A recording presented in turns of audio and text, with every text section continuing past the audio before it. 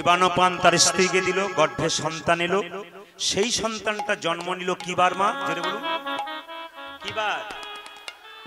হ্যাঁ, সেদিন সেই ছেলেটি যেদিন জন্ম নিয়েছিল সেদিন বাড়িতে একটা পুজো ছিল, সরস্বতী পুজো। সেদিন জন্ম নিল ছেলেটা। তবে একটা কথা বলে রাখি, মেয়েদের পেটে বাচ্চা এলে কৃষ্ণ ভক্ত সন্তান হয় যদি কিছু নিয়ম পালন করা যায়। কার কথা বলবো? আপনারা অনুকূল ঠাকুরের শিষ্য কারা কারা আছেন একটু হাত তুলবেন।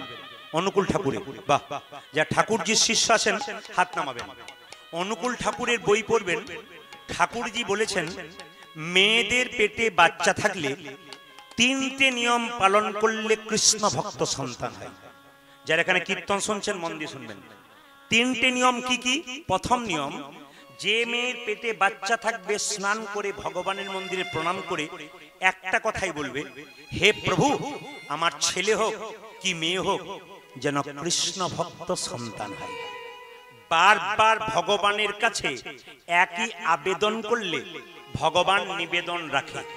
2, যার পেটে বাচ্চা থাকবে, সবাই তো করবেন, আপনি বেশি করে করবেন, তুলসী গাছে জল দেবেন, 4 বার পরিক্রমা করবেন, গলায় কাপড়টা দিয়ে হরে কৃষ্ণ মহামন্ত্র করবেন। 3, সাধুগুরু বৈষ্ণবের উচ্ছিষ্ট প্রসাদ আপনি পাবেন। শাস্ত্রের প্রমাণ কি জেনে নিন। ভক্ত প্রহ্লাদ যখন তার মা কয়াধুর পেটে ছিল, ভক্ত প্রহ্লাদের বাবা হিরণ্যকশিপু ভগবান বিরোধী ছিল। তারই ঔরসের ছেলে ভক্ত প্রহ্লাদ কৃষ্ণ ভক্ত হলো কেন মা? জেনে নিন। কয়াধু বৈষ্ণবের চরণ সেবা করেছিল, নারদ মুনির চরণ সেবা করেছিল, কৃষ্ণ ভক্ত সন্তান পেয়েছিল। ওই জন্য যখনই পেটে বাচ্চা থাকবে বৈষ্ণবকে ডেকে প্রসাদ পায়ে উচ্ছিষ্ট প্রসাদ একটু মুখে নেবেন, আপনার কৃপা হয়ে যাবে। 2 নম্বর, অভিমন্যু যখন মায়ের পেটে ছিল তার নাম সুভদ্রা, মায়ের নাম। এবার অর্জুন হচ্ছে তার বাবার নাম। অর্জুন কিন্তু সুভদ্রাকে কি শুনিয়েছিল? কি শুনেছিল? চক্রগুয়ে ঢোকার গল্প শোনাচ্ছিল। যখন ঢোকার গল্প শুনিয়েছে মা জেগেছিল, বাচ্চা জেগেছিল। যখনই বেরোবার গল্প বলতে গেছে মা ঘুমিয়ে গেছে, বাচ্চা ঘুমিয়ে গেছে। ওই জন্য অভিমন্যু কত বছর বয়সে কুরুক্ষেত্রের যুদ্ধে মারা গিয়েছিল আপনারা বলতে পারবেন? এতদিন কীর্তন শুনছেন, আমি বলে দেবো, আপনারা শুনে নিন। মাত্র 16 বছর বয়সে অভিমন্যু চক্র হয়ে ঢুকতে পারলো, বেরোতে পারলো না, মারা গেল। কেন মারা গেল? মায়ের জন্য। ওই জন্য যারা ভক্তিমতী মায়েরা কীর্তন শুনতে এসছেন, সন্তানের মঙ্গল আপনি সব সময় চান। এই জন্য সন্তানের মঙ্গল চাইবার জন্য মন্দিরে বসে কীর্তন শুনতে হয়। বাবাদেরও কিছু কাজ আছে যেগুলো করলে কৃষ্ণ ভক্ত সন্তান পাবেন। এপিজে আব্দুল কালাম বলেছেন যে একটা মা হলো 100টা স্কুলের সমান, আর একটা বাবা হলো 100টা শিক্ষকের সমান।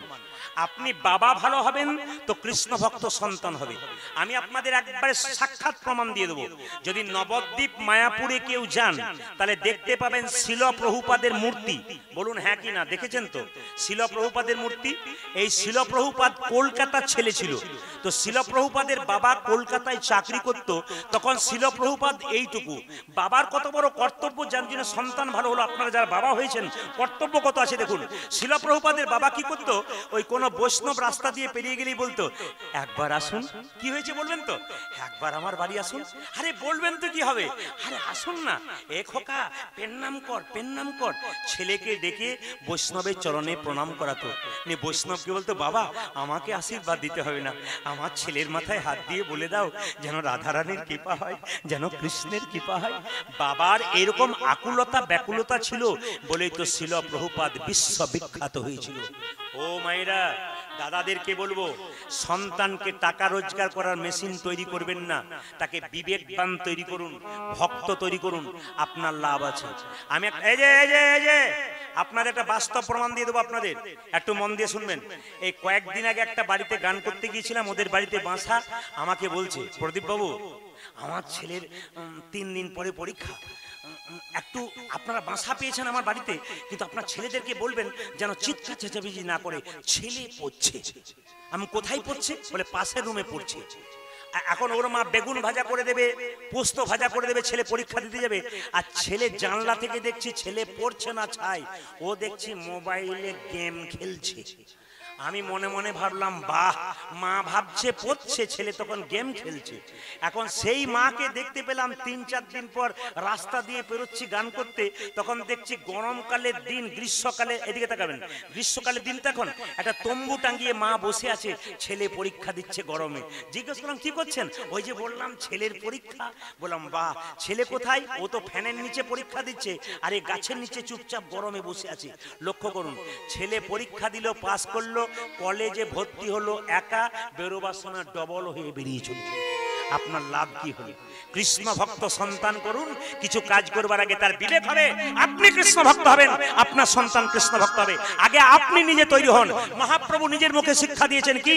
আপনি আচরি ধর্ম অপরে শেখাই, আপনি না আচরিলে অপরে শেখানো না যায়। সবাই লক্ষ্য করুন মায়েরা, মুকুন্দ সরকারের ছোট্ট ছেলে জন্ম নেবে, তার আগে বলি, মেয়েদের পেটে বাচ্চা থাকলে আপনারা লক্ষ্য করবেন, ডাক্তার বাবুর কাছে যায়, ডাক্তার কি বলে? ঘাড়ে বালিশ পায়ে বালিশ নিয়ে শুয়ে থাকবি। তখন মেয়েটা বলে বাচ্চা মোটা হয়ে যাবে, তখন কি করব? বলছে আমি সিজার করবো, তোর যা হবে হবে, সর্বনাশ, কোনো অসুবিধা নেই। এখন লক্ষ্য করুন, বাচ্চা মোটা হয়ে যায়, সিজার হয়, ছেলে যখন জন্ম নিয়ে এরকম এরকম তাকায়, তখন মা বলে বাবারে কি তাকাচ্ছে গো, কি খুঁজে খুঁজে বেড়াচ্ছে, ও স্ক্রিন টাচ মোবাইল খুঁজে খুঁজে বেড়াচ্ছে।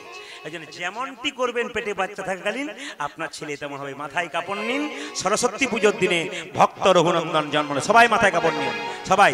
আহা হেন কালে জন্মিল শির ঘুনন্দন, হরিব কালে জন্মিল শির ঘুনন্দন, কালে জন্মিল শির ঘুনন্দন, হেন কালে জন্মিল শির ঘুনন্দন, জন্ম নিল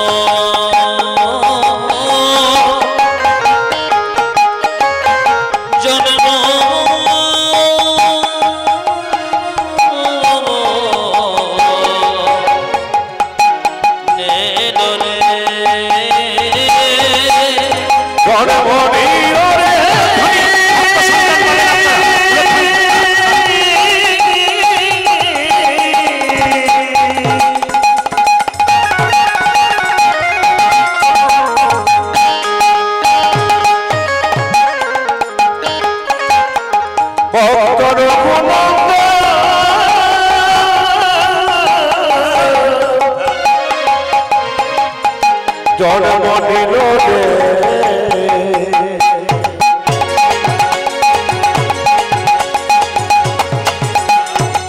আমার হেন করে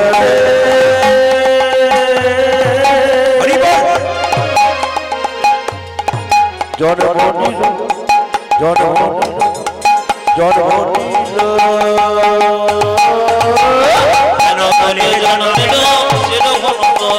মুকুন্দ দাসেরি তাহা আনন্দিতম, মুকুন্দ দাসেরি তাহা আনন্দিতম। কবিরাজ, খবর নিয়েছো? তোমার ছেলে হয়েছে সরস্বতী পুজোর দিনে। আমার ছেলে আনন্দ ধরে না, আনন্দ ধরে না, আনন্দ আনন্দ ধরে না, দাসের মনে আনন্দ ধরে না, মুকুন্দ দাসের মনে আনন্দ ধরে না, মুকুন্দ দাসের মনে পুত্রের মদন হেরে, মুকুন্দ দাসের মনে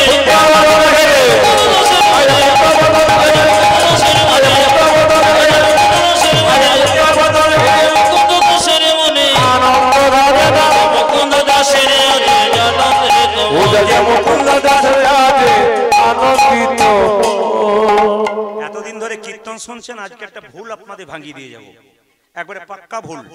দেখে নেবেন, শাস্ত্র পড়ে আমি কথাগুলো মিলিয়ে দেবো, শাস্ত্রের নাম করে দেবো। মায়ের একটু বলুন, বাচ্চাদের মুখে জন্ম নেবার পর আপনার কি দিন? নিম পাতা না তেঁতুল পাতা? আপনার সব মধু দিন। আচ্ছা, এবার আপনাদের বলি, আসলে আমার কাঁধে আজকে জোয়ান পড়ে গেছে, আর লালটু বাবা বলে দিয়েছে যে এটি ছাড়বেন না, কিন্তু এমন দাগ হচ্ছে আমার পেছনে, মনে হচ্ছে আমি তো 3 কেজি নিয়ে বসে আছি, এই জন্য মাঝে মাঝে সামনের দিকে হেলে যাচ্ছে, কিন্তু ওর কথা রাখতে হচ্ছে।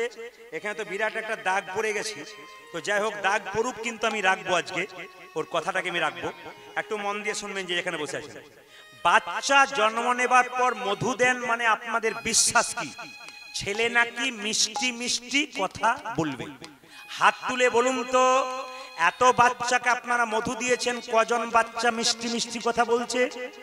এ কথা সম্পূর্ণ মিথ্যা, এ কথা সম্পূর্ণ মিথ্যা। জন্মের পরে যে মধু দেয় আমাদের বিশ্বাস কিন্তু মিথ্যা। মধু দিলে মিথ্যা বচন মিষ্টি হয় না, জন্মের পরে কখন দিতে হয় শাস্ত্র বলেছে, আজকে মিলিয়ে নিন আপনারা। কি? বাচ্চা জন্ম নেবার পর কান্নাকাটি যদি করে তবে সে সুস্থ বাচ্চা, আর যদি কান্না না করে ডাক্তারবাবুকে জিজ্ঞেস করবেন, ও থাপ্পড় মেরে মেরে কান্না করায় কেন? যে বাচ্চা জন্ম নিয়ে কান্নাকাটি করে না সে বাচ্চা সুস্থ বাচ্চা নয়। এইবার বাচ্চা যখন খুব কান্নাকাটি করে, মায়ের দুগ্ধ পান করতে পারে না, তখন মুখে মধু দেয় বাচ্চার কান্না বন্ধ হওয়ার জন্য, মিষ্টি কথা বলার জন্য নয়। কোন সময় বাচ্চাকে মধু দিলে মিষ্টি কথা বলবে এইটাই আমি আজকে বলবো। একটা বই পড়বেন, বইটার নাম হিন্দু ধর্মগ্রন্থ কি এবং কেন। সবাই মোবাইলে লিপিবদ্ধ করুন, আপনারা মোবাইলে লোড করুন, মনে লোড করুন। একটি বই, বইটার নাম হচ্ছে হিন্দু ধর্মগ্রন্থ কি এবং কেন। বইটির লেখক হচ্ছে লোকনাথ কবিরাজ। তার বইতে দুটো বইয়ের রেফারেন্স পেলাম। একটা বইয়ের নাম হচ্ছে গভীর গৃহসূত্রকার, একটা বইয়ের নাম হচ্ছে পরাশর গৃহসূত্রকার। গভীর গৃহসূত্রকার বলল বাচ্চাকে জন্ম নিয়ে মধু দিলে মিষ্টি মিষ্টি কথা বলে না, দিতে হয় কখন? আপনারা বলবেন মা, বাচ্চা জন্মের কতদিন পর আতুর ঘর থেকে যায়? আতুর ঘরে কতদিন থাকে? 42 দিন। যাকে আপনাদের প্রণাম জানাই। আমি যেই না বললাম 42 দিন, মায়ের বলছে কি ভক্তি বলছে না, এটা তো পরে বললে হবে না, পরীক্ষার হল থেকে বেরিয়ে গেলে তার বললে হবে না যে আমি উত্তরটা লিখতে ভুলে গেলাম, আপনাকে হলে বলতে হবে। আমি যখন বলেছি 42 দিন পরে, 2-4 জন মা বলছে কি ভক্তি। কদিন পরে? আমি যখন 42 দিন বলেছি, 2-4 জন তাজ্জব হয়ে গিয়ে এর দিকে তাকাচ্ছে, আরে তাহলে কি প্রদীপ বাবুর ওখানে 42 দিন বটে? আমার না না, সব জায়গায় 21 দিন। 21 দিন পর গভীর গৃহসূত্রকার বইতে বলল 21 দিন পর বাচ্চাকে স্নান করিয়ে যদি মন্দিরে নিয়ে যান, নিয়ে ভগবানের কাছে প্রার্থনা করে বলেন, প্রভু এই দেখো বাচ্চার মুখে মধু দিলাম, আমার ছেলের বচন যেন মিষ্টি হয়। ইতিমধ্যে কেউ করেন নাই, আগামীতে বাচ্চা হলে করে দেখবেন গভীর গৃহসূত্রকার ঠিক বলছে কিনা। 2 নম্বর, পরাশর গৃহসূত্রকার বলল আরেকটা সময় দিলে ভালো হয়। কখন? বাচ্চার অন্নপ্রাশন। এইদিকে বাচ্চাদের মুখে ভাত হয় তো, জোরে বলুন। আচ্ছা, আপনাদের কি বিশ্বাস? মুখে ভাত মানে কি? দাঁত বড় হলো, খাবার মতো ব্যবস্থা হয়েছে, এবার মুখে ভাত দিয়ে দিই না। কেন মুখে ভাত দেওয়া হয়? এ শাস্ত্রের কথা শুনতে হবে। মুখে ভাত দেওয়া হয় কেন জেনে নিন। বলছে বাচ্চা যখন মায়ের পেটে থাকে তখন মায়ের মলিন খাবার, মানে ময়লা খাবারগুলো বাচ্চা খায়, ওই মলিন দোষটা কাটানোর জন্য ভগবানের প্রসাদ দিয়ে তার মুখটাকে শুদ্ধ করা হয়। আমরা যেগুলো জানি না সেগুলো জানবার জন্য, এই জন্য কিন্তু অন্নপ্রাশন। কেন? পেটে বাচ্চা থাকাকালীন মায়ের মলিন খাবার বাচ্চা খায়, ওই মলিন দোষ কাটানোর জন্য মহাপ্রসাদ দিয়ে তার মলিন দোষ কাটানো হয়। এটা হচ্ছে অন্নপ্রাশন। এই অন্নপ্রাশনের দিনে বাচ্চাকে মুখে মহাপ্রসাদ দেবার আগে একটুখানি মধু দিয়ে মাকে ভগবানের কাছে প্রার্থনা করতে হবে, হে প্রভু যেন আমার ছেলের বচন মিষ্টি হয়। গভীর গৃহসূত্রকার নয়, পরাশর গৃহসূত্রকার বললো 100% বাচ্চা মিষ্টি মিষ্টি কথা বলবে।